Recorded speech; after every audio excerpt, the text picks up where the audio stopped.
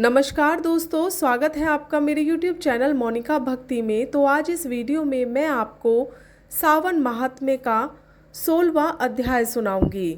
शीतला सप्तमी व्रत। सावन का महीना चल रहा है। सावन का महीना बहुत ही पावन महीना होता है और इस महीने में ये कथाएं सुनना और सुनाना काफ़ी शुभ माना जाता है। चलिए कथा प्रारंभ करते हैं। भगवान शंकर श्री संत कुमार से बोले, अब मैं तुम्हें सावन शुक्ल सप्तमी व्रत के विषय में बताता हूँ, ध्यानपूर्वक सुनो। पहले दीवार पर बावली का चित्र बनाए, उसमें अशरीरी संगक दिव्य स्वरूपधारी 7 जल देवता बनाए। 2 लड़कों के साथ पुरुष संगित नारी, एक घोड़ा, बैल, नर वाहन सहित पालकी के चित्र बनाए। 16 उपचार द्वारा जल देवी की पूजा कर ककड़ी, दही और चावल का नैवेद्य समर्पण करें। नैवेद्य पदार्थों का बायना निकालकर ब्राह्मण को अर्पण करना चाहिए। इस प्रकार 7 वर्ष तक व्रत करके 7 सौभाग्यवती स्त्रियों को भोजन कराकर उद्यापन करना चाहिए। एक सोने के पात्र में 7 जल देवताओं की प्रतिमाएं रखकर पहले दिन अपने पुत्र के साथ उन प्रतिमाओं का पूजन करना चाहिए। दूसरे दिन गृह होम सहित चरु होम करना चाहिए। अब तुम इस व्रत के फल के बारे में सुनो। महाराष्ट्र प्रदेश में शोभन नाम का एक नगर था। उसमें एक धार्मिक विचारों वाला धनी व्यक्ति रहता था। उसने निर्जन वन में एक बावड़ी बनवाई। बावड़ी में उतरने के लिए उसने मूल्यवान पत्थरों की सीढ़ियां बनवाईं, परंतु उस बावड़ी में एक बूंद भी पानी नहीं आया। धनी ने दुखी होकर सोचा, मेरा परिश्रम व धन दोनों ही बेकार हो गए। वह इस विचार में गृहस्थ रात को वहीं बावड़ी में के पास सो गया। रात को उसे स्वप्न आया कि यदि तुम अपने पुत्र की बलि दो तो तुम्हारी बनवाई बावड़ी जल से भर जाएगी। सुबह होने पर धनिक अपने घर आया और अपने पुत्र द्रविड़ से रात के सपने के बारे में बताया।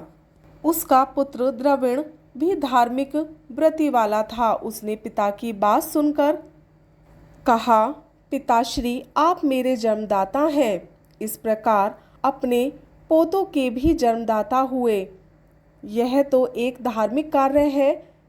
आपके शीतांशु और चंडांशु दो पोते हैं। आप बिना हिचक अपने बड़े पोते शीतांशु की बलि दे दें, परंतु यह बात आप स्त्रियों से गुप्त रखें। इसका कारण यह है कि मेरी पत्नी गर्भवती है। प्रसव का समय निकट होने के कारण वह अपने मायके जाने वाली है।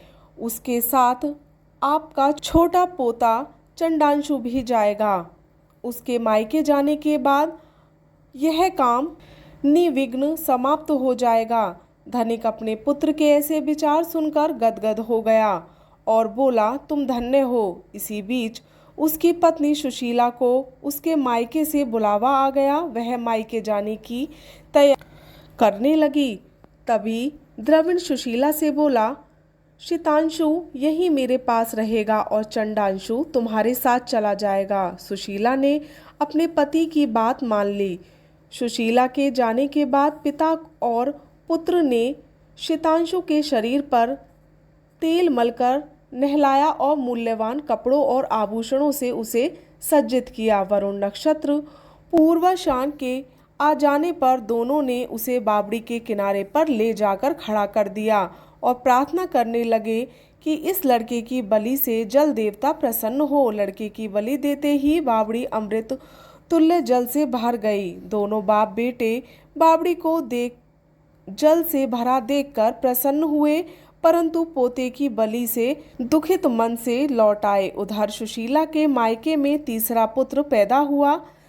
3 मास का पुत्र होने पर वह अपनी ससुराल लौट आई। रास्ते में जब वह बावड़ी के पास आई तो उसे जल से परिपूर्ण देखकर चकित रह गई। वह उसमें स्नान करने बोली। मेरे ससुर का परिश्रम व धन का खर्च यथोचित रहा। उस दिन सावन शुक्ल सप्तमी तिथि थी। सुशीला और शीतला का शुभ व्रत करा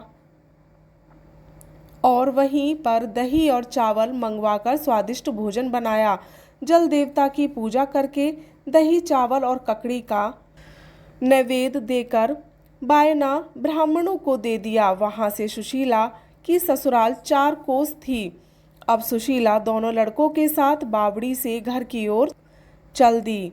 इधर जलदेव आपस में कहने लगे, इसका बड़ा पुत्र हमें वापस लौटा देना चाहिए क्योंकि इसने बड़े प्रेम से हमारा व्रत किया है। उन्होंने सुशीला का बड़ा पुत्र जल से बाहर निकाल दिया और माँ को देखकर शीतांशु माँ के पीछे भागता हुआ माँ माँ कहता हुआ आया। सुशीला अपने बड़े लड़के शीतांशु को देखकर चकित हो गई। उसने उसे अपनी गोद में बिठाया और सिर सूंघा। वह अपने मन में सोचने लगी कि यदि इसे यहाँ से पकड़कर चोर ले जाते तो क्या होता, क्योंकि इसने बहुमूल्य आभूषण पहन रखे हैं। यदि इसको घर से भूत पिशाच पकड़ कर लाए होते तो वे इसे अब क्यों छोड़ते। घर के संबंधी चिंता के सागर में गोते लगा रहे होंगे। परंतु उसने शीतांशु से कुछ पूछा नहीं कि तुम यहाँ अकेले क्या कर रहे थे। इधर सुशीला के आने का समाचार पाकर पिता पुत्र सोचने लगे कि सुशीला जब अपने बेटे के बारे में पूछेगी तो हम क्या कहेंगे। इसी बीच तीनों बालकों के सहित सुशीला अपने घर पहुंच गई। ससुर और पति बड़े पुत्र सुशांतु को देखकर बड़े अचंभे में पड़ गए तथा इसके साथ ही प्रसन्न होकर सुशीला से पूछा, हे सुभद्रे, तुमने किस पुण्य या व्रत को किया था। निश्चय ही तुम कोई पवित्र आत्मा हो। इस सुशांशु को मरे हुए 2 महीने बीत चुके हैं, फिर तुमने इसे कहाँ से प्राप्त कर लिया। जाते समय तुम अपने साथ 1 लड़का ले गई थी और आते समय 3 पुत्रों को लेकर आई हो। यह बड़े आश्चर्य की बात है। तुमने हमारे वंश का उद्धार किया है। मैं तुम्हारी कैसे और किस प्रकार स्तुति करूं। इस प्रकार उस ससुर ने उसकी प्रशंसा की और पति ने उसे प्यार भरी नजरों से देखा। सास ने भी उसकी प्रशंसा की। सुशीला ने प्रसन्न होकर कहा, यह सब सुमार्ग पर चलने का फल है। हे संत कुमार, तुमसे मैंने शीतला सप्तमी का व्रत एवं उसकी कथा सुनाई है। इस व्रत में दही चावल, ठंडा जल, ककड़ी, फल, बावड़ी जल और शीतला माता को देवता कहे गए हैं। इसे करने वाले 3 प्रकार के तापों से मुक्त हो जाएंगे। इसलिए सावन शुक्ल सप्तमी का यथार्थ नाम शीतला सप्तमी हुआ। और यहीं पर 16वां अध्याय समाप्त होता है। ओम नमः शिवाय।